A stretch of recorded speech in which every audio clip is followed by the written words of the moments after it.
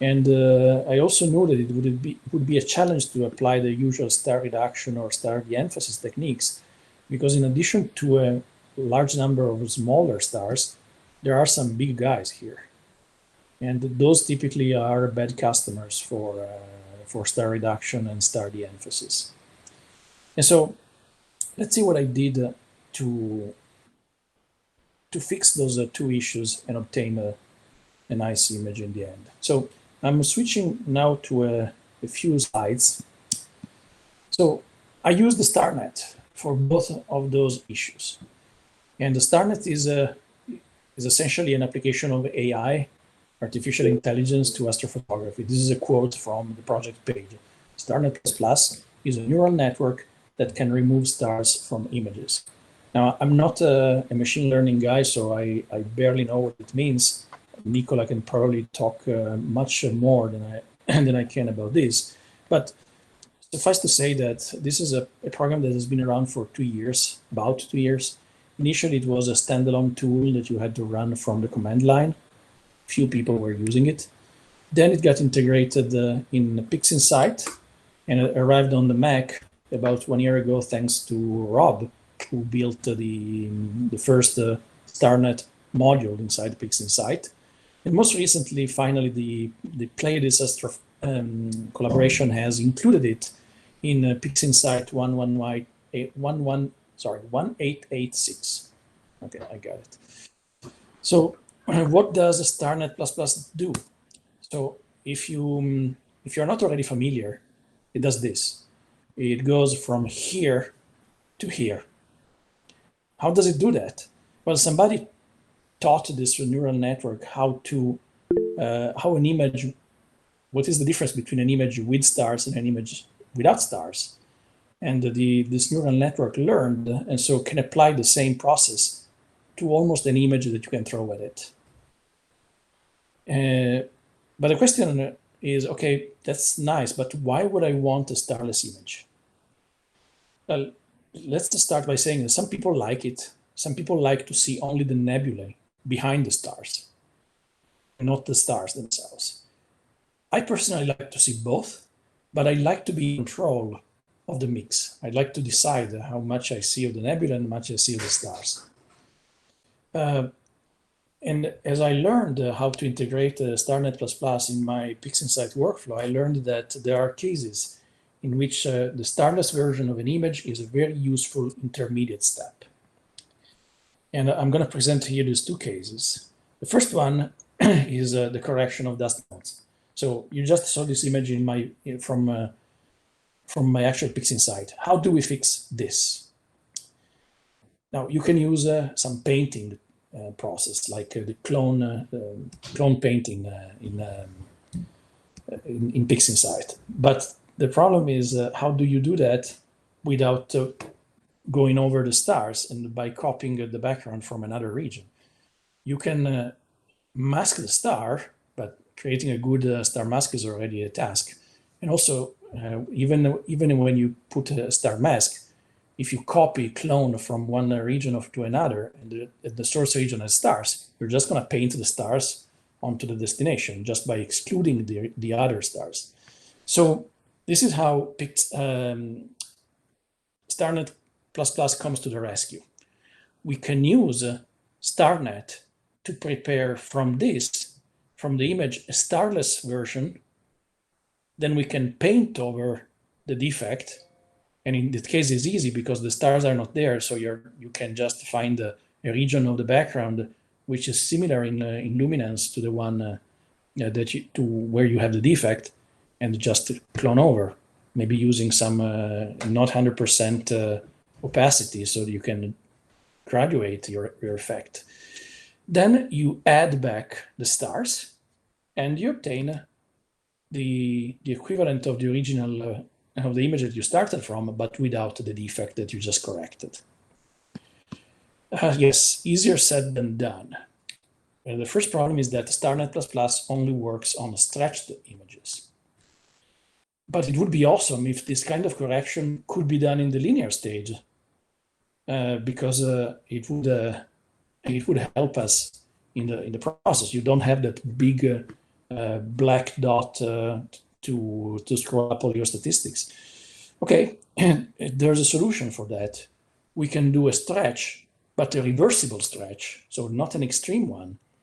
Then we fix the defect, and then we reverse the stretch back to a linear image. How do we do that?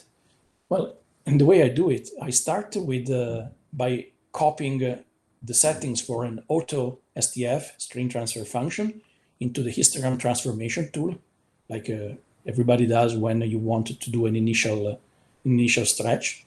But be very careful, tweak it so that you clip as little as possible.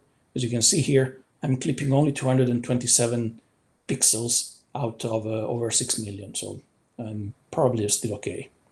And when you're settled on the right transformation, be sure to write down or copy from the history window these two parameters, the shadows setting and the midtones settings, which are shown here in the window and here in the source code for the transformation. This will come handy later, because at this point, we just apply all the corrections that we want, and then the way I do it is by creating first I use a StarNet to create a StarNet version and the difference between the original image, which I call temp here, and the StarNet version. Then I clone the StarNet version into a copy over which I'm going to paint. Why do I do that? Because of this, what I tried to highlight here in this chart. So the defect is essentially a depression in the baseline level of the background. The stars are not depressed by the same quantity, because if you think about it, the defect is present in only in some of the images, but the stars are present in all of the subs. And so the stars end up being almost entirely as they would be without a defect, which means that if you just correct the defect, so you fill up this trough, and then you add the stars as they were, those stars are going to be brighter than they were originally, brighter than they would be on an image without this defect. So the way I do it is to recombine the two images, the one that I painted over and the star difference, using some pixel math that says, okay, add the two, but then also add, but in algebraically, so it's going to be subtract the difference between what I painted and the original, if there's actually something there. If the level of the difference, i.e. the stars, are more than 0.02, this is arbitrary, you can do by trial and error, you can find the value most suitable for you. And finally, you reverse the stretch transformation using this pixel math expression, which I didn't invent. I found this on, I believe, in the Pixinsight forum. And you can see this expression is being fed with the shadows level and the midtones level that I noted down in the previous step here. Now, enough with this talking, and I'm going to show you how it works in Pixinsight. So this is the image that I wanted. So I cloned it, and I cloned it into this this image here. Then I cloned again, and I stretched it, of course. I cloned again into this temp paint. Temp paint, it originally was like this. Then I used let me show you in the history. I used the clone stamp tool to blot away. Francesco, I think we may only be seeing your main image. Oh, that's the problem. Okay, Pixinsight is doing something stupid. So you see what is the name of the window that you can see? Clone stamp. Can you see? Okay. Can you see temp StarNet clone? Yes. Okay, so if I go ahead in the history, you can see here, I copied over the defect. The defect is no longer there. I don't see the history. No, the history, can you see the history now? No. Okay, for some reason, the screen capture does not capture the modal dialogues. Okay. We saw Sorry. that. But we don't see your mouse either. At least I don't see your mouse either. Okay, there's something strange. Can you see my mouse here? No. No. Okay. Okay, no, never mind. We'll do without the mouse. Sorry.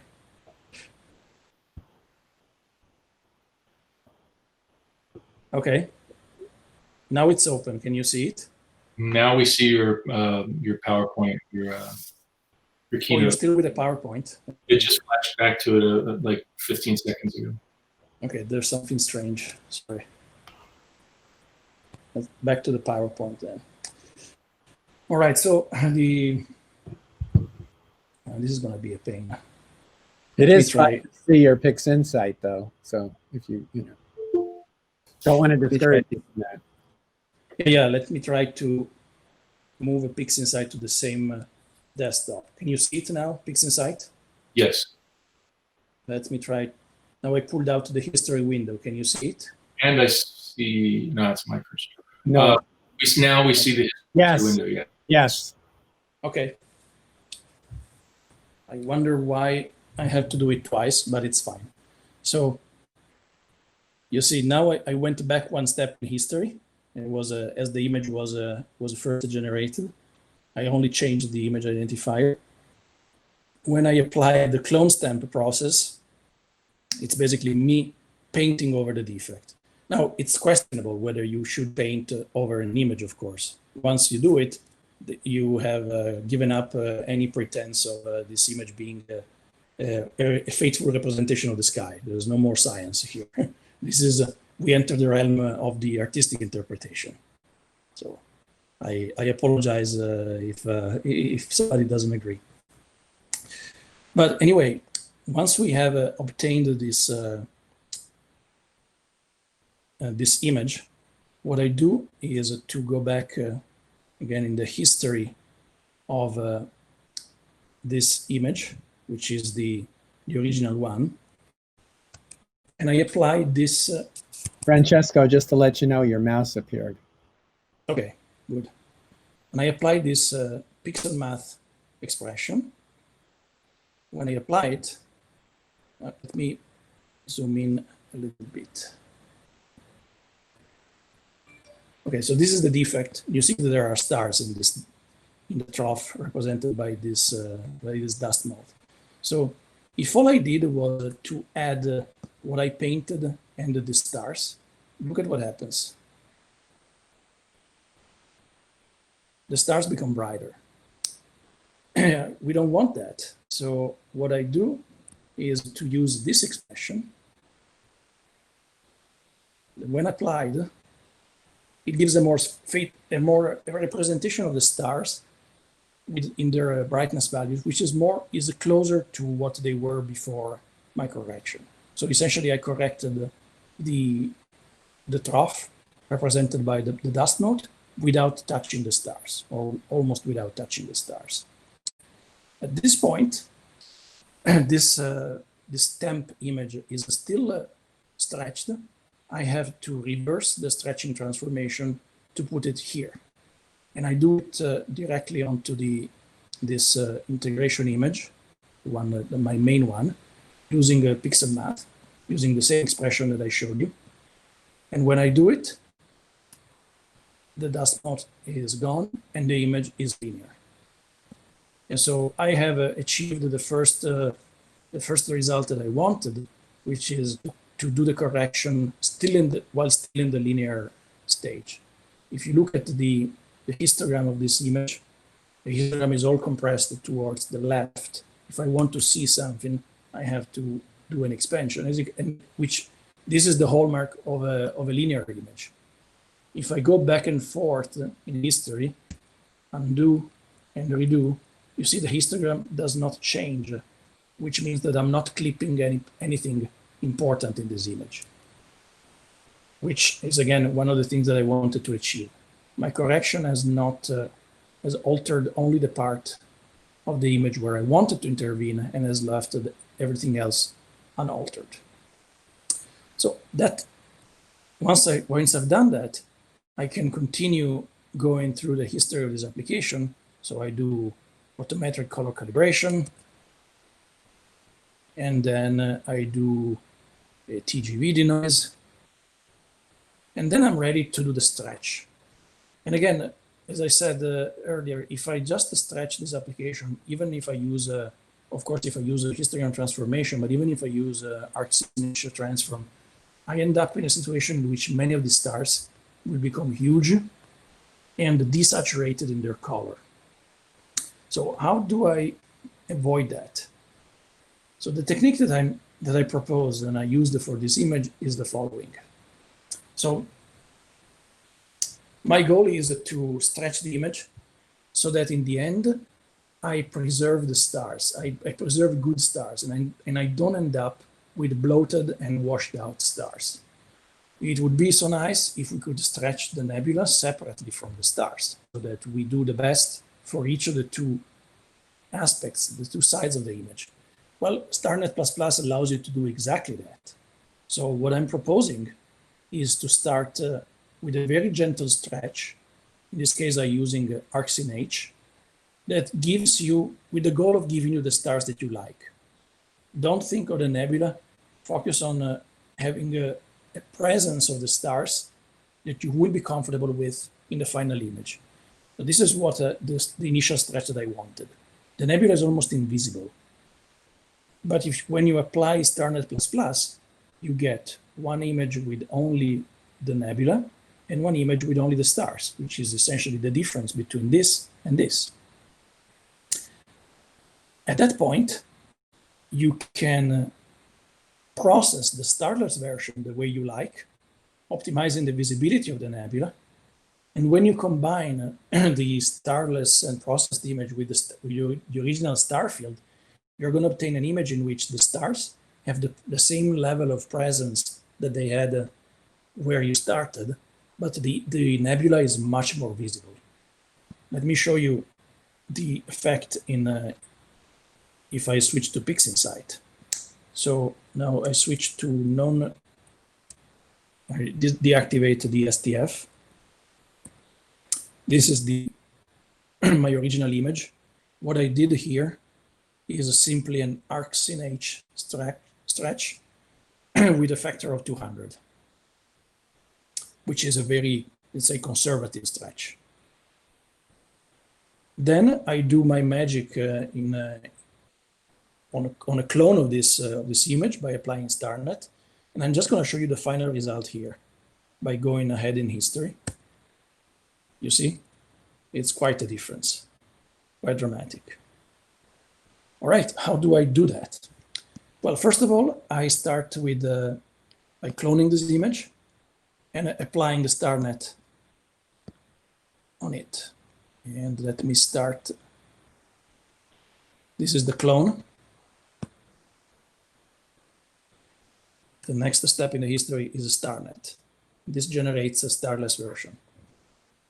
At this point, I stretch. I stretch using exponential transformation and the curves transformation, even histogram transformation at some point because I want to fix the black point, etc.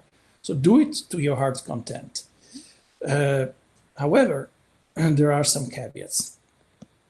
So StarNet++ seems to be very effective when used on images that are stretched gently.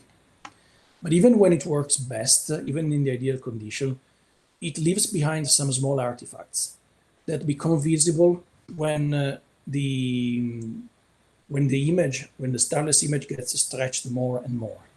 Those artifacts are ugly. This is an example. So this is the original zoom in of the original image. You can almost you can't see anything, but after stretching, you see these patterns here. These are artifacts left by StarNet++.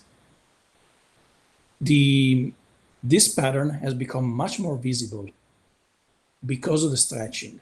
When I recombine this image with the stars, if I hadn't stretched anything, they would just recombine. They would be the mold of where the other was taken from. But after the stretching done, this no longer happens. The artifacts in the starfield version and the starless version no longer cancel each other, and you have to do something to avoid that. And the way I do it is to create a star mask, which essentially StarNet already gave me. I just needed to binarize it and apply a little bit of morphological transform to isolate only those artifacts, because the artifacts are under the stars. And so if you create a mask that isolates the stars, you have effectively isolated the artifacts. And then I smooth them using a little bit of a MMT, multi-scale median transform, by reducing the detail of some of the layers. Keep in mind, this is only going to affect the regions where the stars were, where the artifacts are. It requires some trial and error, but in the end, you can smooth them out pretty good. You don't want them to be super smooth. You want them to have the same grain or graininess as the rest of the image. At least that's what works for me. Once this is done, you can recombine the two images, and the effect will be pretty pleasant. So let me go back to Pixinsight and show you what I've done here. So the first thing I do is an initial morphological transformation. And it creates this kind of result. Still very, very gentle. The nebula starts to be visible, but it's not yet really clear. Then I do a curves transformation to make it more evident. And at that point, I go and inspect the artifacts. Can you see the artifacts here? I don't know if they are reproduced well in the Google Meet. Yes, we can. All right. Now I apply the morphological transformation, the multi-scale median transform, that I showed you before in the slides, and they're gone. You see? I'm happy with this. I have a much smoother regions where the stars used to be, so I can continue stretching this image. Zoom out. First with a little bit of a histogram transformation, then another exponential transformation, then another histogram transformation, then maybe some local histogram equalization that makes the structure more visible. And to finish it off with a masked exponential transformation and a little fit in the black level. Now I'm happy with the result, and I think I can go back and integrate the starless version, which I heavily processed, with the star field generated by StarNet Plus, which I haven't touched at all. I didn't do any star reduction. Let me show you what the result. And this is the result. At this point, the only other adjustments that I did some SNCR to remove green. I had my original image was rather green, so it's still possible that there's some green left behind. And then I saturate the stars, and that's it. At this point, I have an image in which the stars are nice and visible, but they are not overwhelming the nebula. Actually, maybe the nebula is overwhelming the stars. So if a possible critique, that would be it. But there's something else that I want to talk to you about, which is not that apparent in this image. So let me go back to the slides. So the final consideration is whether this image is still a true representation with true in multiple quotes, or we have crossed over into artistic interpretation. So consider that when we sum the stretched starless image with the unprocessed star field, you end up with the stars riding on the nebula pedestal. Given that we have stretched the nebula pedestal, it is no longer what it used to be. This means that the stars that happen to sit in the nebula end up being brighter than the stars that are just sitting on the background sky. We have effectively altered the brightness relationship among the stars. In theory, we could apply a technique similar to the one that I told you about when I corrected the dust motes. And I can go and subtract the corrections that I did, while stretching. But this creates another interesting problem. So this would maybe restore the brightness relationship among stars, but it would completely alter the relationship between the nebula and the stars that are circling close to them. So the way I came to peace with this problem is that I believe that once we take the StarNet++ path, we leave the path of having a faithful representation of brightness and their relationships. At that point, there is no right way. It boils down to what we want to represent with our image.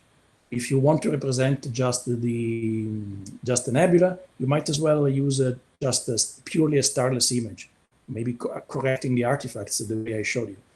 What I like to do, I'm not at extreme. I still like to see some stars, and so I like to have in the end an image like this that still represents the stars. And although it's true that the brightness relationship is no longer there, I can show you if you want. At least I have some, let's say, the image still hints at a relationship between the brightness of the nebula and the stars. It's not as extreme as it was. I corrected it to make it more visible. And I did it because I wanted to make the nebula accessible to the viewer. And I'm open to sacrificing a little bit of the brightness, the correct brightness relationships for that. I'm sure that if I posted this on the Pixinsight forum, Juan Conejero will lash at me because his philosophy is very different. But for my intent in this image is not to be scientific, but to show something that is there, and most of the times we don't see. Let me show you what I meant by brightness relationships. So you see this, look at these two stars here, the blue and the yellow one. When I apply the pixel math to recombine the starless version and the process starless version and the starfield one, the stars become brighter because they are riding over a nebula which is much brighter. But yeah, this matches my intention. It doesn't match the true physical reality of that, and I'm okay with that. Are there any questions?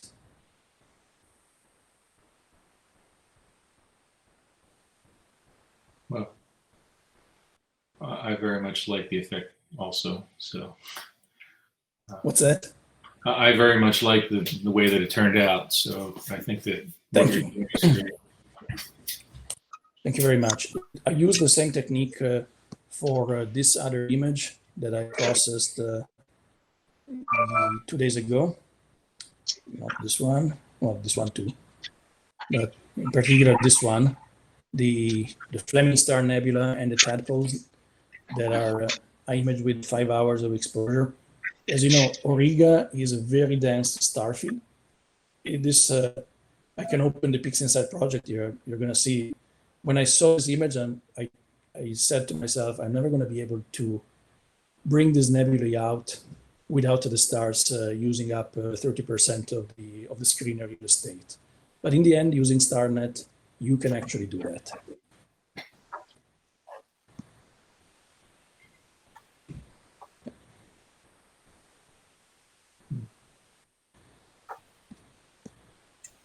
I understand that there's nebula. I use the same technique also here too. I understand that there's a different version of StarNet maybe coming out, paid version, that would have different capabilities. I don't know exactly what. Maybe Rob has some information on that.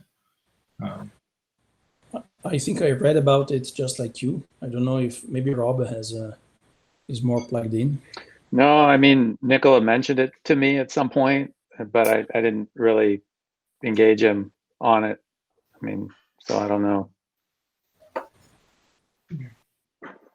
There's also on platforms other than macOS, there's people who have recompiled the StarNet to use the GPU as the main processor, and this creates a huge speed bump.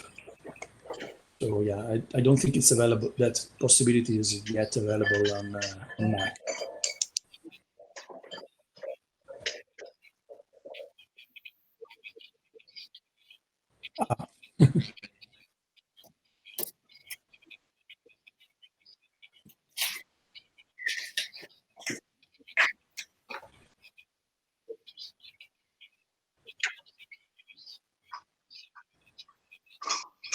Probably.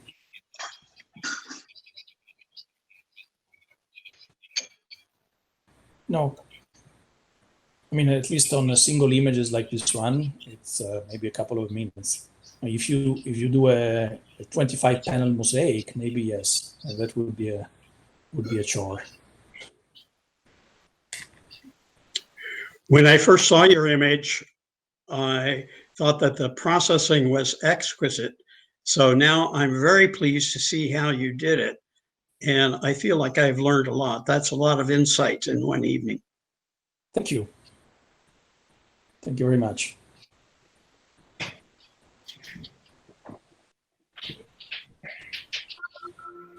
I have one question. Of course, go ahead, Jay. Yes. How does this work on galaxies? Let me think if I have anything that can be used for Galaxy. Maybe yes. Let me open a project. Yeah, M106.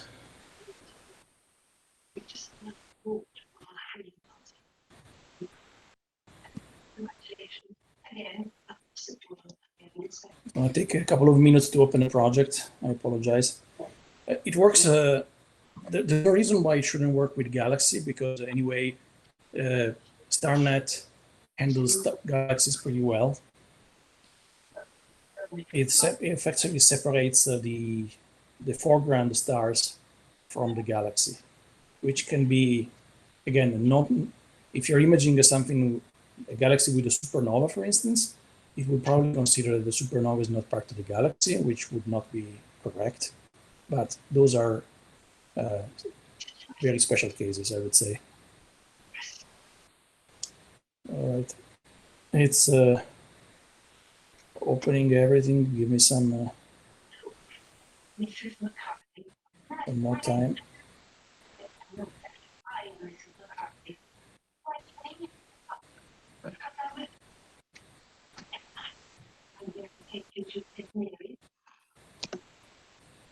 I apologize, it's a big project.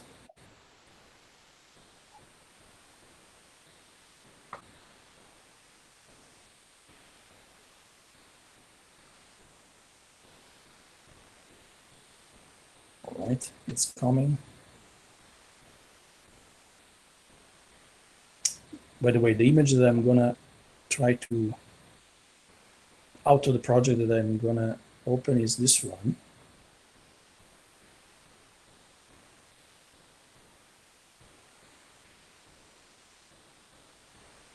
And it was, if I remember correctly, it was like 3 hours from a semi-dark spot.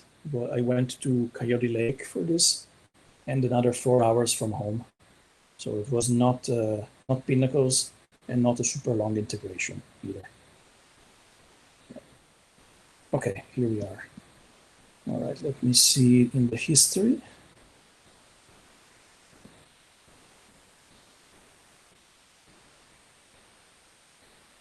This is just after the arcs in H.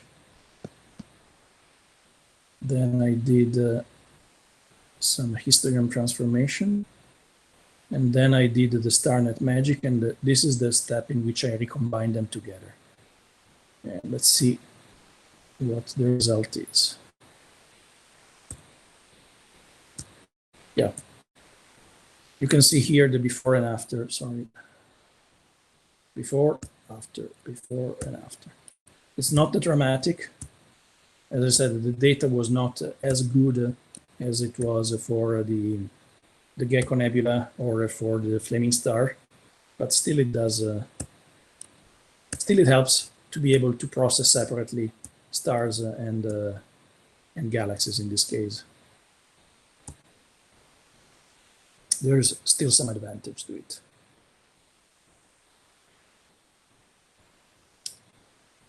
Any other question? Can you click on the preview so that we can see? Question, when you combine the two. Yep. Go ahead, Rob. Oh, I was just gonna say, when you combine the starless and the starred, the processed stars, it looked like you're just adding them together, or are you sometimes using maximum operator, or is there any reason to do anything different depending on the image? Yeah. I just add them together. Yeah, I don't do a maximum. You could do the maximum, I suppose. It's the issue is that if you start with the stars that are superimposed on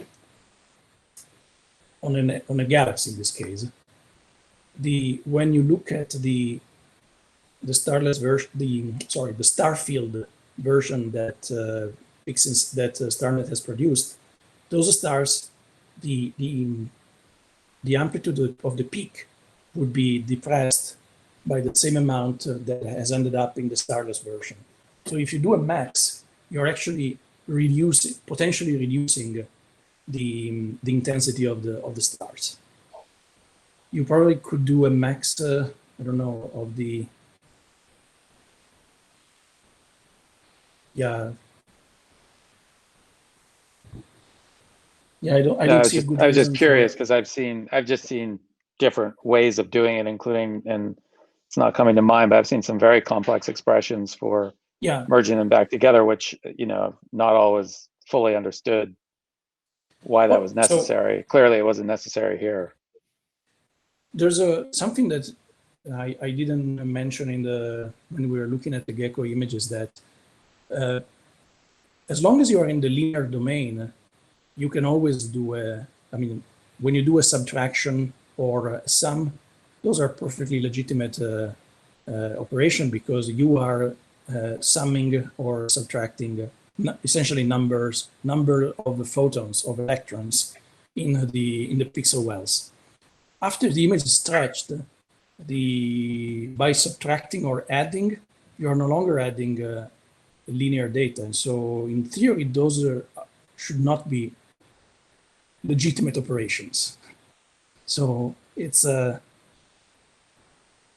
it works anyway, in my experience, but one way to be absolutely rigorous about that would be to apply the same, probably exponential transformation that was applied for the stretch, then do the sum, and then apply it in reverse, do the sum of the subtraction, and then apply it forward.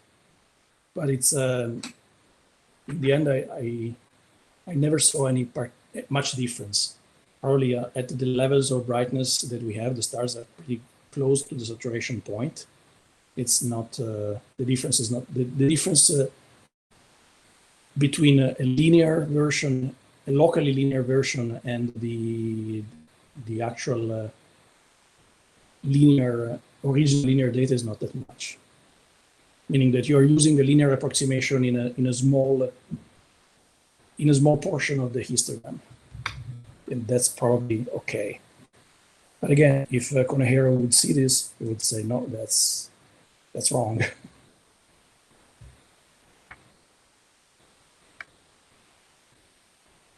Bruce, you were saying something? Oh, we lost him.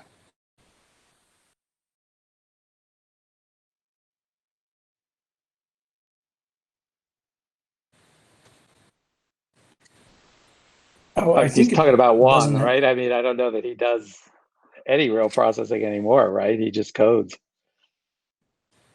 But I mean, he's from an academic background, so if the Yeah. image, if false color image is meant to show a particular, I don't know, abundance of a chemical species compared to another one, that would be fine.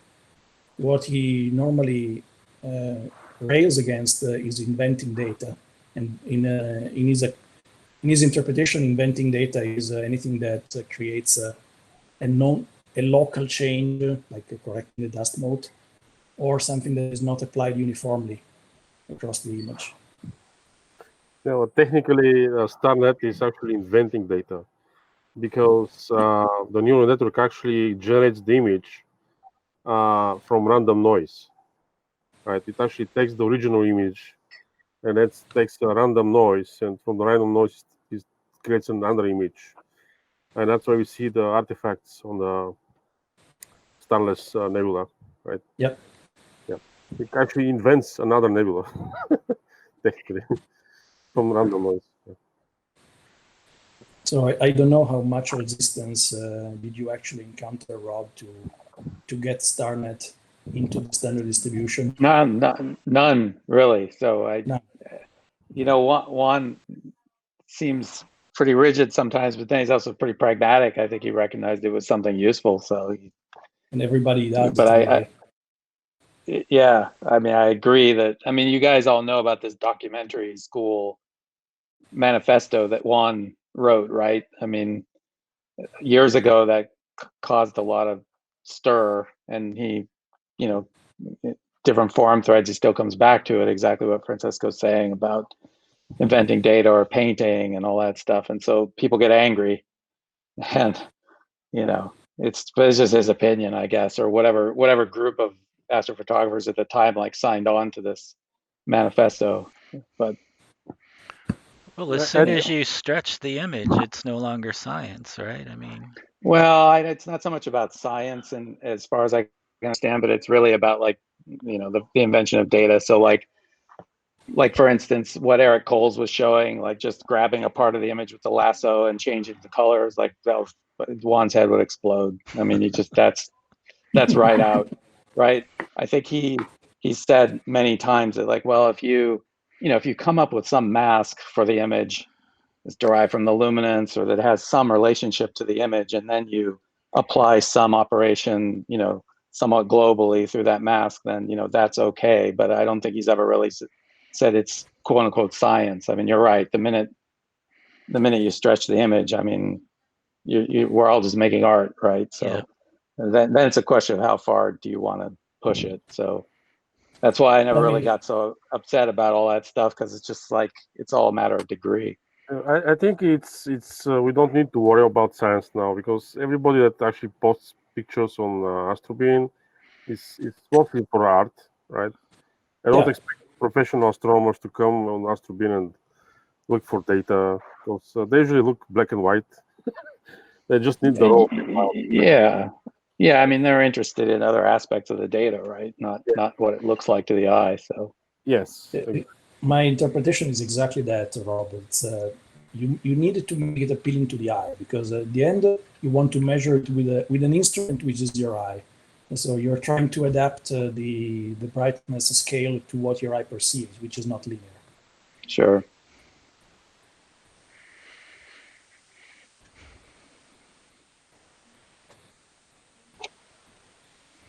All right. Thank you very much. Thank you.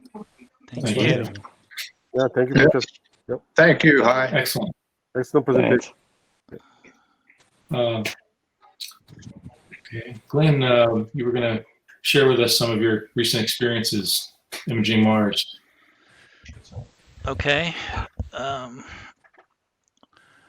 see. I'm double control on the audio here. I have to mute and unmute in two places, so I think it's all correct now. You guys can hear me? Yes. All right. Loud and Let's clear. see what we can do here.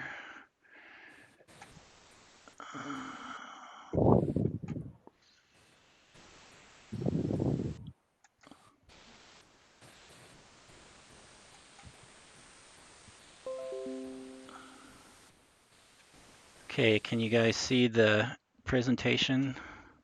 Yes. Okay, so this just a kind of a quick overview here of what I've been doing with Mars and what I've learned. I don't claim to be any kind of an expert, but it's certainly different from deep sky. So anyway, dive in here. So we're talking about bright, super bright objects compared to what we're usually doing with nebulae, etc. So they're planets other than the moon and the sun, which would also be classed as kind of planetary imaging because you use some of the same techniques. They're also small, and so they need a lot of magnification. And in contrast again to taking pictures of nebulae or galaxy, you're going to use extremely short exposures. The shorter, the better, because you're doing what's called lucky imaging, where you're trying to just catch an instant of good seeing over your whole image or over part of your image maybe. And you're also going to be sort of grossly oversampling with lots of magnification, which leads to a high focal ratio. And so you're using a Barlow versus the native resolution of your scope, or using a focal reducer like many of us do for long exposure deep space. So as I said, lucky imaging, so it's lots of fast frames, trying to catch that moment of clear seeing. So the faster you can go, the better. And then when you're stacking your lucky imaging stacking application has ways of determining which of those frames are sharply in focus and which ones aren't. And then they let you stack a certain number or a certain percentage of those frames. And then you can use a wavelet sharpening to recover details from that oversampled and then stacked image data. And there's also software that lets you de-rotate. So, if you're taking video long enough of the planet, the surface features will move as the planet rotates during the time that you're taking the video. So there's actually software that can help deal with that as well. So there's some sort of really high-level rules of thumb to help you get started. And one of them has to do with the focal ratio that you want to use. And so it's scene dependent, but just as a rule of thumb, you take your pixel size in microns and you multiply it by 3 or 4 for average amateur seeing. And that number that you, sort of a dimensionless number that you come up with, then is the actual focal ratio that you want to shoot at. So for instance, I'm shooting with the ASI 174. It has a 5.86 micron pixel size. So, 3 to 4 times that I'm going to be shooting between f18 and f24. Reminds me of the nickel telescope at Lick is a Cassegrain scope, and they can image in a couple different configurations. And there's a third configuration where the light actually goes through the scope 3 times and then goes down the bottom and down the hall to a basement room somewhere at f39, and that's how they use that configuration for Planetary. And so you arrive at that higher focal ratio not by reducing your aperture, although that would be valid other than a loss of detail to increase the focal ratio, but you use what's called a Barlow, so it's sort of a backwards focal reducer. So it's a positive lens out there beyond your focuser, between the focuser and the camera, and that can give you magnification, and they come in 2, 3, 4x and some of them are adjustable. And as I said, it's all about the frame rate. So you want to look for a camera that can deliver the fastest frame rate, and that also has to do with the, you use just a fraction of the sensor area, or it's called a region of interest. So this ASI 174, if you just look at the ZWO cameras, it's the one that has the fastest frame rate. And Bruce and I have been achieving around 150, 156 frames per second when we're using a small region of interest with that camera. And then another rule of thumb, I talked for a second about the derotation. If you don't want to go through that step, you just need to limit the time frame that you capture your data over.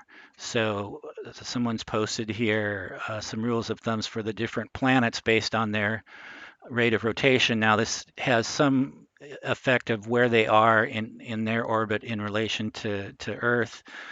So these, again, general rules of thumb. So for Mars, if you're going to be taking videos per filter, or maybe 5 of any one filter, or what have you, each of those videos should not be longer than 5 minutes, and the whole time that you spend taking those multiple videos should not be more than 15 minutes. And then they have Jupiter apparently moves much faster in terms of the features, and then Saturn is somewhat in between there. So those are some rules of thumb. Okay. You're going to be using, instead of Nina or Nina or Voyager or SGP, or I don't know if, I'm sure Hai will chime in here if K-Stars does Planetary or not, but rather than using those deep space long exposure programs, you're going to be using something like SharpCap or Fire Capture. And I actually ended up using both for different features that they had. And then Don't think so. Go ahead. No, I'm just saying I don't think so. Okay. For stacking, the popular one these days is AutoStackert. It's free. And then one that used to be popular for stacking and now is just used for some later processing steps is Registax, which is also free. And that's used mainly for the wavelet sharpening. And then in the particular workflow I found that I used, they also use it for aligning the RGB and for balancing the RGB. And then if you need to derotate, there's a program called WinJupos that can derotate. And I don't understand exactly, how it is. It like inventing the data as the features come around the corner, or what? But somehow it does it. So that's interesting. And then there's a PIPP which can do overlaps with some of these, and some people use it just as a pre-processor. They run the videos through that and do some operations first before they go into the stacking, and then Photoshop or what have you for doing some graphics type stuff. The particular workflow for Mars that I came across, he uses a synthetic green channel rather than taking green data, although it looks like he does take green data for Jupiter and Saturn, but not for Mars. And then Photoshop for final tweaks. So that's kind of an overview of the software. So I stumbled on this London astronomer guy. That's the name of his website, and you can see his work there on the right. Not too shabby, pretty amazing stuff. And in fact, even his daughter was one of the winners of the Young Astrophotographer of the Year award this year with something she did on the sun, I believe. So that's a good family of people to follow. So he has a general overview of planetary imaging, which is super more in depth than I'm not even really going to go into it here, because you can just go read it. And then he has specifics on Mars and the moon, and I noticed today it looks like he's added one for Venus as well. So you can pick your expert, but this is one expert that has a pretty detailed and step-by-step instructions on the whole workflow of image capturing and processing. Okay, so just kind of quickly here, you can see some of the different images that I came up with over about a week or two, maybe 2 weeks of goofing around with this. And we'll go more into my process or my journey. It involved lots of 3D printing of mounting pieces and adapter pieces. As prototypes, ideally you'd replace them with metal at some point,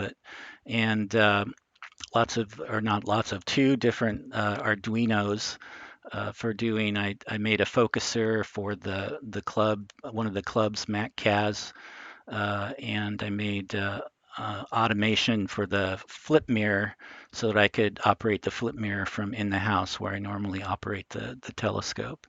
I went through two different cameras. I had a camera that I actually won at as a door prize at the last AIC. And I don't know.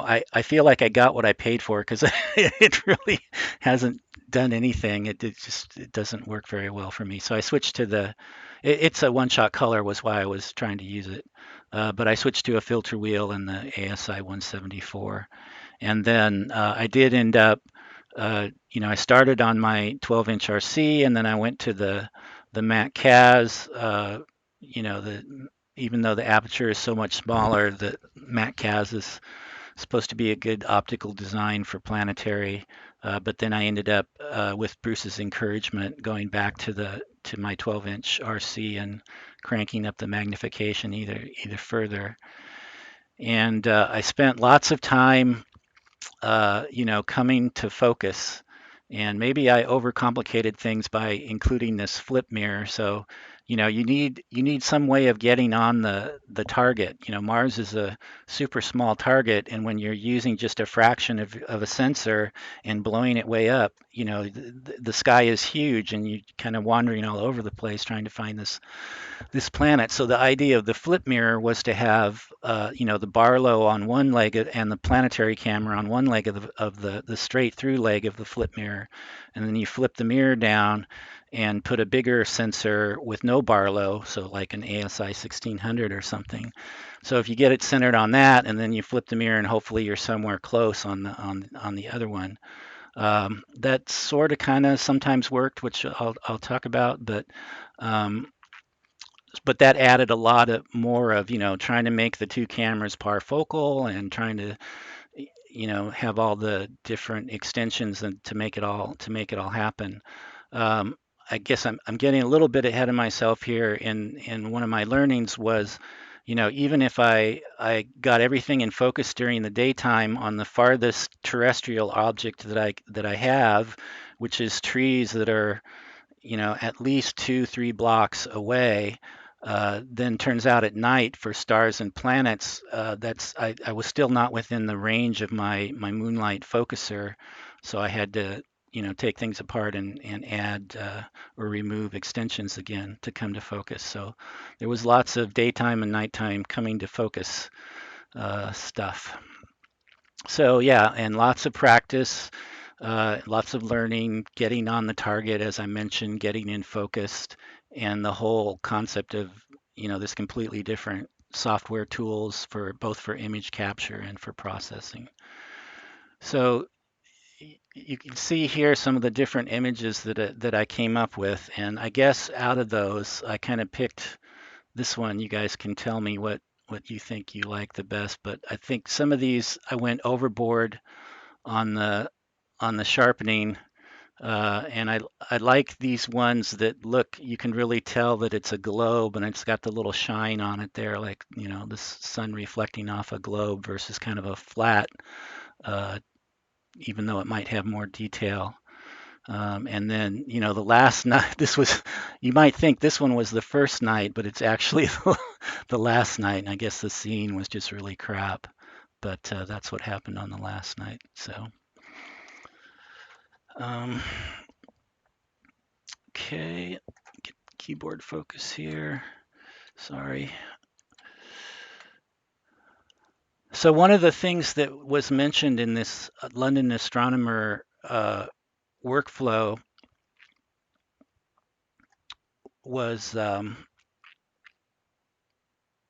to use an IR filter instead of a luminance filter.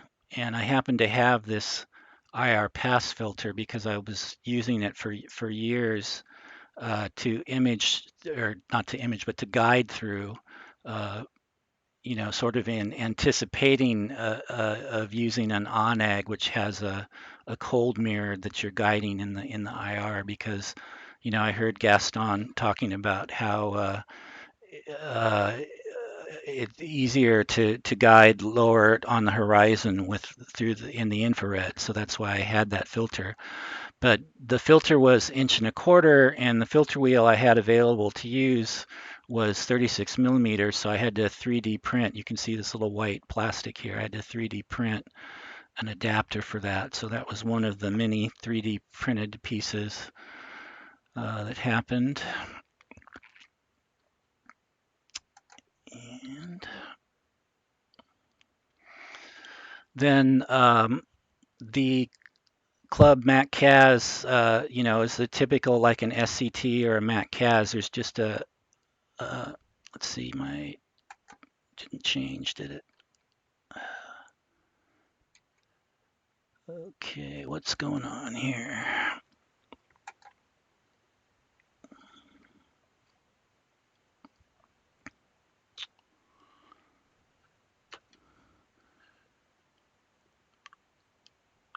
Can you guys still hear me even? It seems everything went quiet and my thing stopped working. I can hear you. Okay, all right. We can hear you. Rolled. All right, I was thinking I was all by myself there for a minute. Let's see if we can get back into this here. Sorry. I'm still presenting, so why am I not seeing this then? Well, I can stop presenting and then restart a window, PowerPoint, share.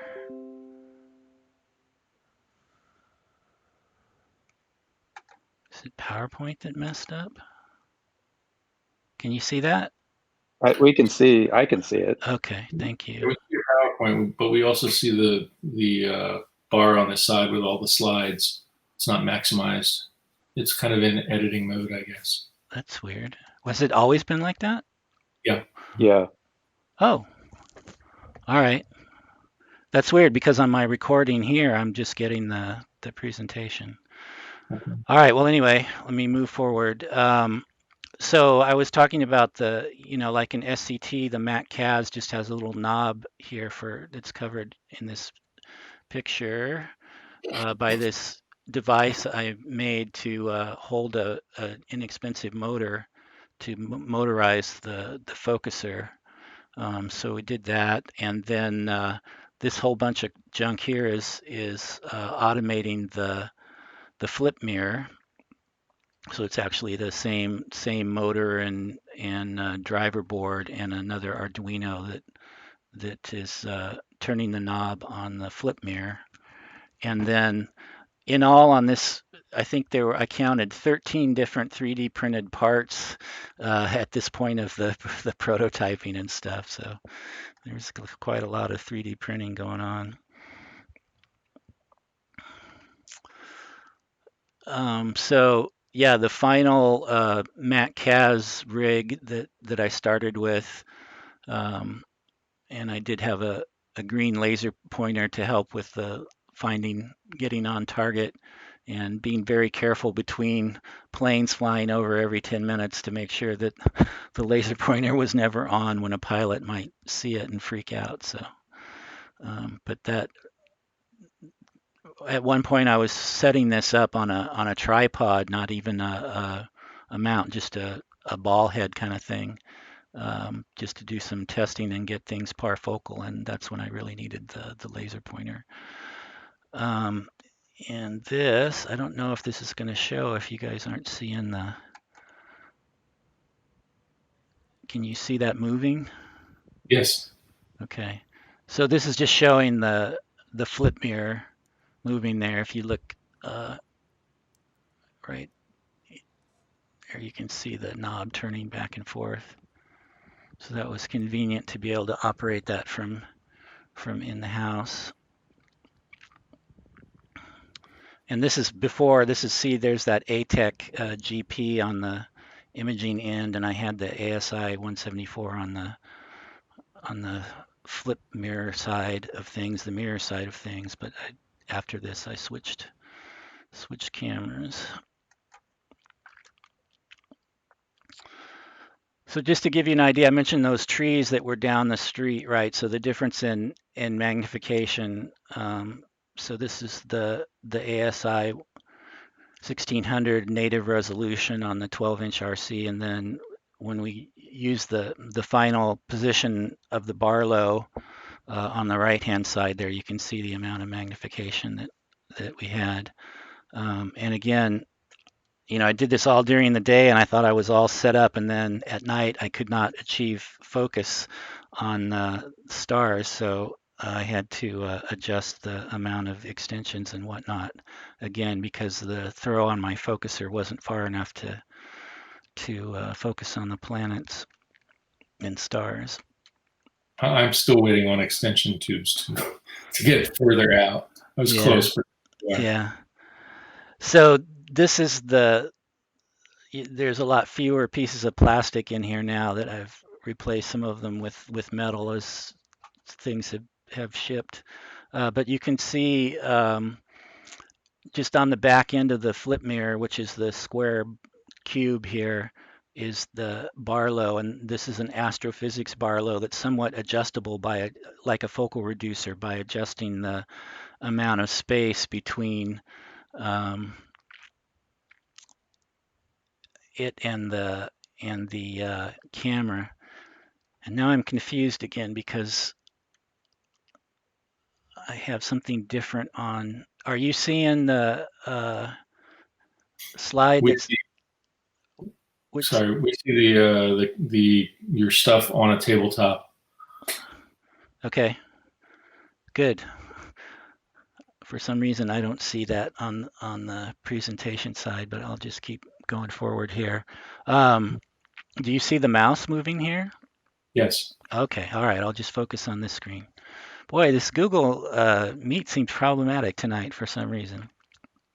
Yep. Yeah. I left the company like 6 months ago. They just just went to hell. Yeah. Okay, so yeah, so adjusting these spacers here would adjust the amount of magnification, and then you could add or remove spacers here between the flip mirror and the focuser to come to focus. But like a focal reducer, when you change this, the focal plane shifts, and it's supposed to shift out as you increase magnification, as a focal reducer would shift in as you increase focal reduction. But I think that it shifted out less fast than the amount of extension I was adding to get it to mag up, so it actually kind of went in. So that was very confusing and a lot of head scratching, but you know, I just had to keep playing with it until I came to focus. But yeah, so that's always a challenge with a new optical rig, is getting it to come to focus. Okay. So have you come up with a way, like an easy way of telling exactly what your magnification is? It would be hard to plate solve with such a small field of view. So Yeah, I remember struggling with that, and then I thought that I solved it, but it's not coming to mind right at the moment.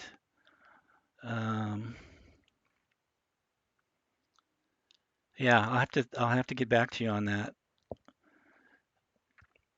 because I did figure it out at one point exactly, but now it escapes me right at the moment. Can you measure the diameter of the planet in pixels? Oh, that's what it was. Exactly. Thank you. The apparent size of Mars. Yes. Thank you. So the apparent size of Mars is published both in Stellarium, for instance, and also it's been in articles because of Mars being at opposition. So yeah, and then if I find the right piece of paper, post-it note on my desk here somewhere, it's going to say, but from memory, it was, it was something like 26 arc seconds or something. I don't know. Anyway, that's how it worked out. So yeah, I was able to figure out exactly what it was, but I didn't put that in the presentation.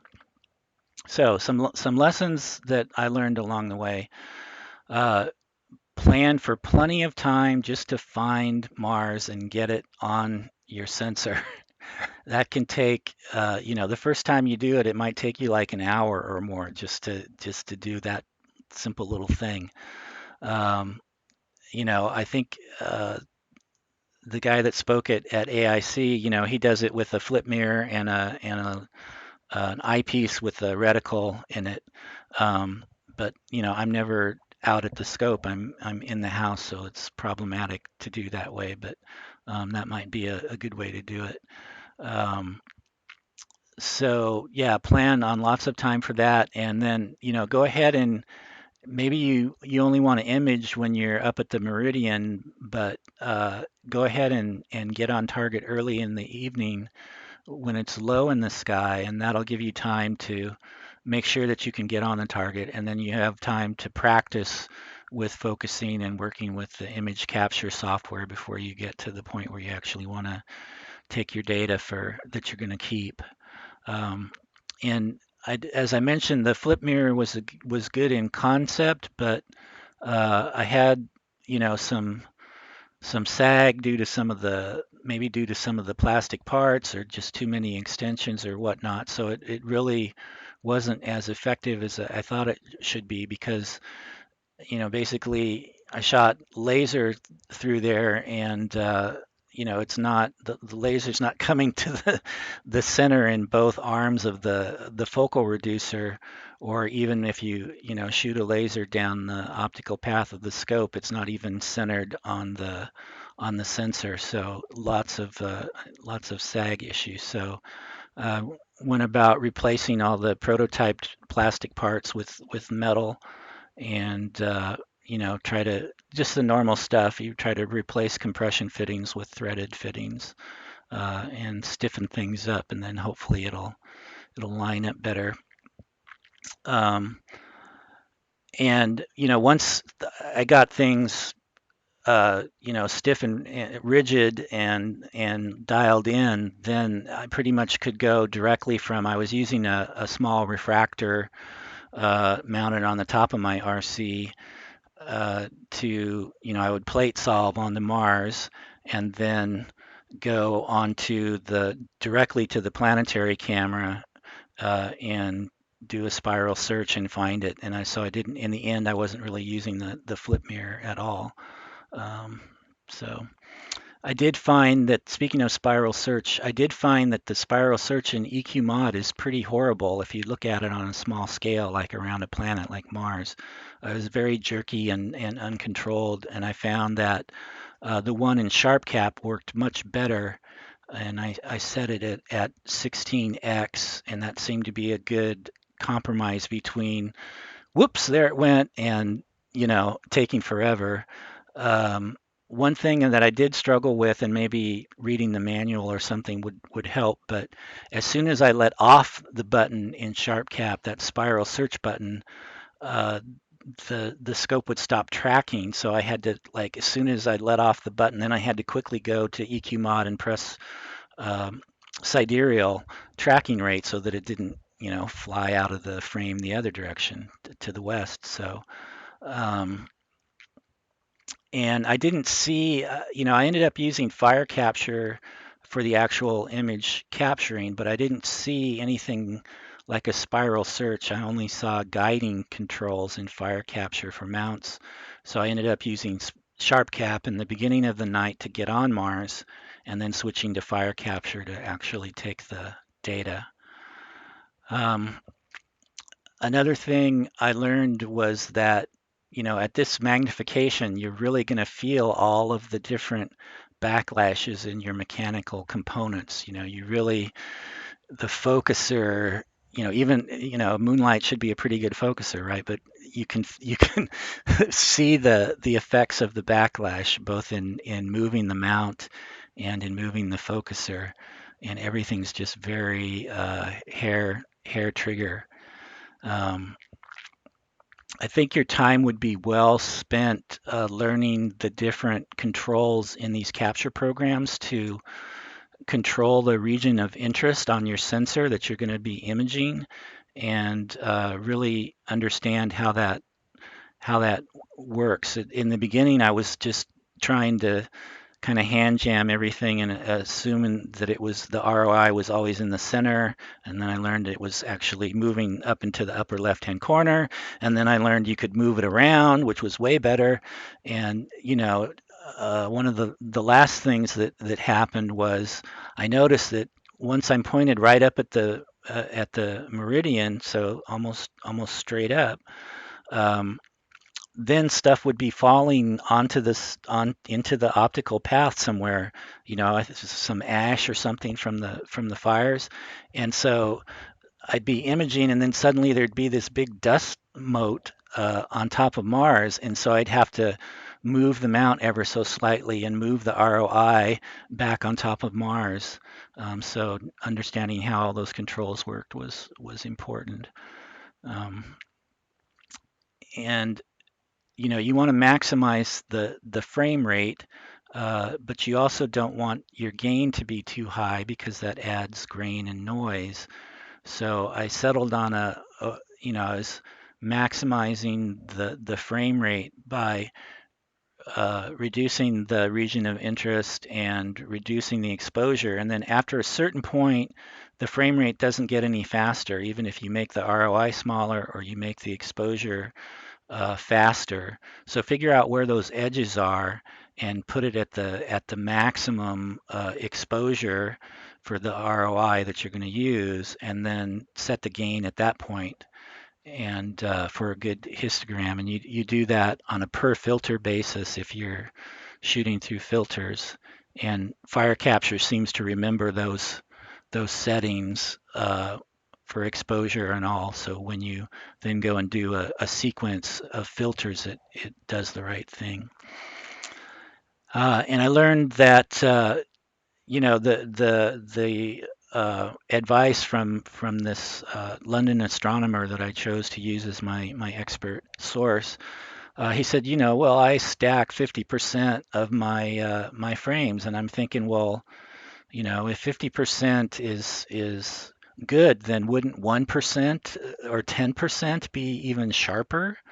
But what I found out was that yes, 1% or 10% of the frame are higher quality, but then you can't apply as much sharpening. So if with more depth to your stack, then the stack, it tolerates more sharpening before you get artifacts. But just because you can sharpen something more without artifacts, as I showed you in those thumbnails, doesn't mean that you should, right? So you should sharpen so that it looks natural and not it's easy to overdo. And I also had a problem with I figured out how to batch process in Registax the wavelet sharpening, and I would pick some settings that look good on a certain filter, and then apply it as a batch to all of them, and in some cases it was too much, and it was easy to overdo. So I guess it's which leads to the last learning there. So processing, it takes a lot of time and a lot of patience, and there seems to be not much automation, so it's a very manual process, at least to my understanding so far. Okay, questions? Any questions? So on the mailing list, you had some initial images, and there was like some kind of weird, almost Bayer or screen door effect. Was that with the OSC, or was that some other problem that you worked out? I honestly don't recall right at the moment. It was a pretty intense couple Yeah, it sounds like it. couple weeks though. And obviously I should go back now and reprocess everything to see what I can come up with now. But I think it's been maybe 2-3 nights back, I said, okay, I'm done with this planetary stuff. What's up in the sky? And I put my 80 millimeter refractor on the Sol Nebula, and the hydrogen alpha, the first sub that came through, was just like, tack sharp. And I'm just like, yeah, I'm back where I belong, So yeah, but And is that in the upper left-hand corner there? That's the sort of the unprocessed, unsharpened stack? actually, no, that's why I was saying that's actually the last night that I did Planetary. Oh, okay. Yeah, the scene was just crap, I guess. I see. Yeah, yeah. That's after Registax wavelet Yeah, sharpening. yeah, was processed all the way through. Yeah, yeah.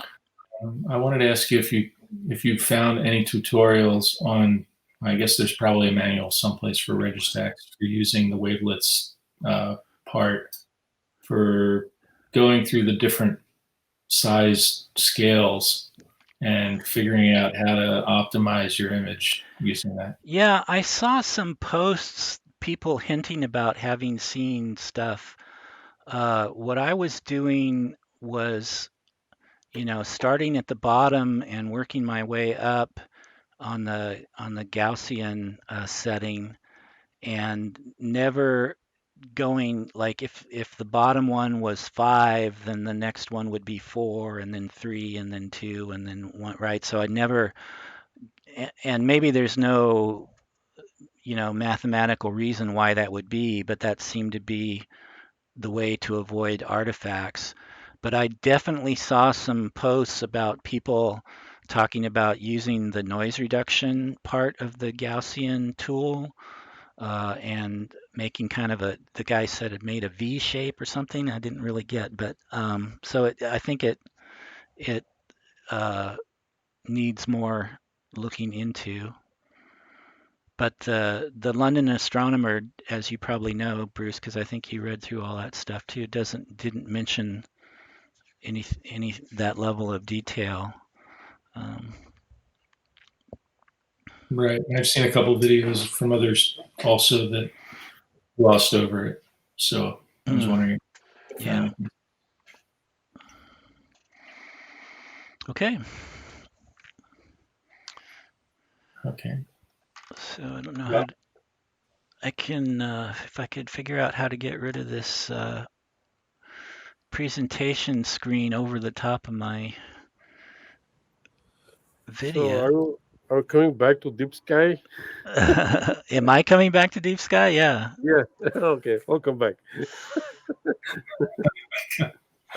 End show. Okay, there we go. Stop presenting. There we go. Okay. Well, that was excellent.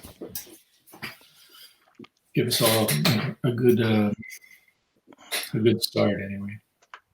And I'm glad to know that I'm not the only one having difficulty finding focus. So I started out using an Edge 11 and was able to, I was able to do it at native resolution, no problem. But using the 3x, I eventually was able to come to focus with the Explore Scientific 3x expander, tele-expander it's called, which is similar to a PowerMate. But I don't know if it was the spacing between that and the back of the edge, or that and the image plane, the focal plane of the camera, but the image didn't look as clear as it should be, considering what the seeing looked like that night. So I wasn't feeling it, and I decided to go to using my stellar view, and found that I was not able to come to focus with the extensions that I have on the back of the stellar views. I'm waiting on that, and yeah, well, I'm gonna another shot. I think the technique is you defocus it one way or the other until it's obviously like, oh, it's obviously getting worse, and then you take note of that, and then you go the other direction until it's obviously getting worse, and then you split the difference. And I think, and then you just wait for the the scene to oscillate around that point, and you pray for the lucky imaging to pull something out. I think trying to zero in any tighter than that is just not going to get you anywhere, at least with the scene that I had. So plus you have very wide CFC, yeah. 20 or f/29, whatever you're shooting. Yeah, you should have a wide critical focus zone. Although you would swear, you could sit there and there's focusing aids in sharp cap anyway. You could swear that you were making progress, and then I'd always press the button one more time, and it would just be horrible. It's like, it's getting better, it's getting better, it's getting better. Oh, and then you got the backlash, and it's I never could zero in on it any better. So, but using that other technique I talk about was what I used on the last night, which had the horrible results. So I don't know. You guys can try it and help educate us all. Okay. Well, Mars still should be pretty good for the next couple weeks, I guess. So hopefully I'll be able to nail it. Anybody have any questions? Well, I just have an option. I think that you might find the best time to take pictures of Mars in the next couple of months will be in what you would call deep twilight. Just from a visual observer point of view, where I come from, is in this time of the year, that is often when you will find the best scene for that sort of observation. So, in other words, by the time it gets to the meridian, it may be too late as far as the seeing goes. Oh, okay. Yeah, well, atmospheric dispersion was another challenge that I didn't put in the presentation, and I actually ordered a atmospheric dispersion corrector, but it still hasn't arrived, and I ordered it months ago. So I think you and hundreds of other people have, including, have ordered that, and it hasn't arrived. Yeah, they have like a 30-day out at this time, I believe. But I'm sure you'll get yours very soon. You ordered. Yeah, so I tried to image above 50 degrees in any case, but yeah, I'd be interested, PJ, in your, PJ, is that really due to your elevation and being in the Sierras and the way that the seeing seems to deteriorate later in the night, or? Oh no, I'm talking about the Bay Area. What happens is that during the day, the Central Valley warms up, the air expands, the pressure goes down, it sucks in air from the bay, from the ocean, and then early in the evening, that's the big suck stops when the pressures equalize between the Central Valley and the Bay Area. When that happens, then the separation of layers from the marine layer to above it will go still for a while. And that's when you can hit the best scene. I have on occasion used 1100 power from my backyard in San Jose to look at the moon and seeing all the little craters in Plato, for instance, in those kind of conditions. Also, the deep twilight will help with the atmospheric dispersion issue because it will sort of wipe it out. So you don't have to worry about it too much. So as Mars progresses and gets up about 30 degrees at that time of the night, I think you might have some good luck with that. Yeah, I'm going to forget his name now, but one of the video bloggers from Australia was talking about doing Planetary during the day. But it probably has, to do with being in the southern hemisphere for Mars, I guess. But it was interesting. One thing I wanted to add, I had to ask you, and I don't think we really followed through on figuring it out. Maybe you knew, but we did. The direction of the conversation went a different way. But if you're using an ADC and you're using a one-shot color camera, you can just see it do its correction. But I was wondering how you would do it if you're using a monochrome. Oh, Frankie, you don't need it. Yeah, films. And that there's a well, they specifically said there's a filter that actually puts flare on the edge of the planet.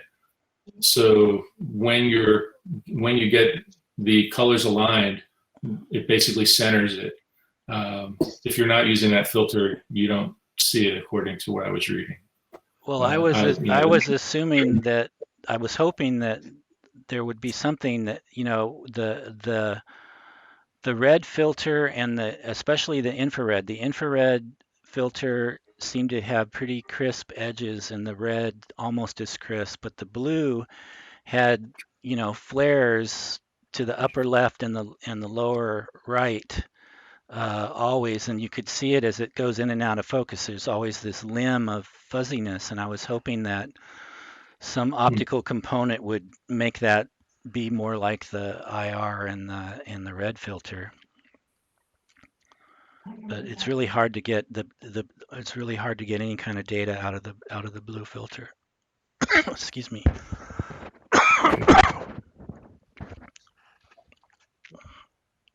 Yeah, blue will actually scatter light in the atmosphere when you're looking at something like Mars. And so when it comes to an edge, you're getting forward scatter from the actual atoms in the atmosphere at that point. So it's kind of hard to avoid. Okay. That's why the infrared works very well. Yeah. Glenn, are you using the IR and combining it as if it were a luminance, or how are you? Yeah. Putting it in there? Instead of luminance. And there's one line in the guy's London astronomer. I'm sorry, I'm really bad with name. Roger Hutchison, and he just has sort of this parenthetical statement about, now there's some argument in the forums about whether or not you should use IR for luminance, but I use it, so I figured look at his results, so that's what I went with since I had one, and it definitely was the best looking of all the filters. Even I did do one night where I took green as well, but yeah, the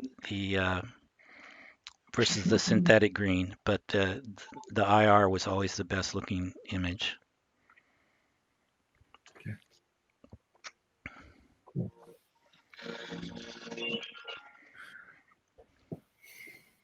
Anybody have any further questions or additions?